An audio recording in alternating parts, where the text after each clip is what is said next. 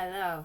Boys and girls, I have three really silly, funny stories about farm animals today. So these will all be fiction stories, and I'll do a separate video for each one of these silly stories about farm animals. So the first silly story I have is called Funny Farm, and the author and illustrator is Mark Teague. So you'll notice right on the front cover, the first silly thing is that you probably see an animal wearing clothes. So we know this is fiction, this is just pretend. I also notice a sheep climbing a ladder. That's kind of silly. I notice a pig making a silly face. And then it's hard to tell, but up here there's a cow up in the hay loft of a barn. I don't know how that would ever happen, and he's throwing a paper airplane. So get ready for a silly story called Funny Farm. I love the pictures in this book. In the spring, Cousin Judy, Uncle Earl, and Aunt Josephine meet Edward at the station. So they're at the train station. This is Edward, and this is his family, his aunts and uncles and cousin. It is Edward's first visit to Hawthorne Farm.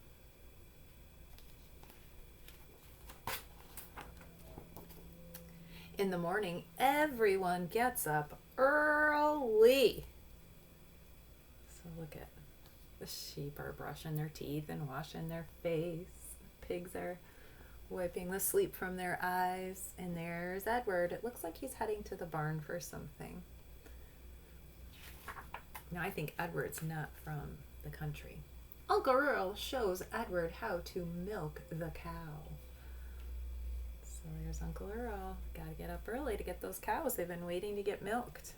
Look at, there's a silly thing. The mice have a table with their food on it.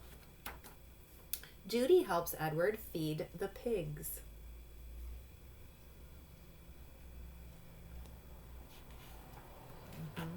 Edward gathers eggs from the hen house. Now he's got mud on his bottom because he fell when he went in to feed the pigs. He's got the hens chasing him because he took their eggs. And look, the pigs are laughing at him.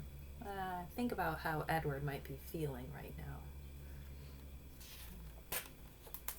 In the woods, Edward helps make maple syrup. They also do that on their farm. They are busy, busy people. Uncle Earl plows the fields. Look at poor Edward. He just wants to lay down and rest. And I think this is kind of silly. If you really notice, there's a garden at the bottom, and there's an ant plowing their field with a beetle or a ladybug pulling the plow. Edward digs a hole in the garden.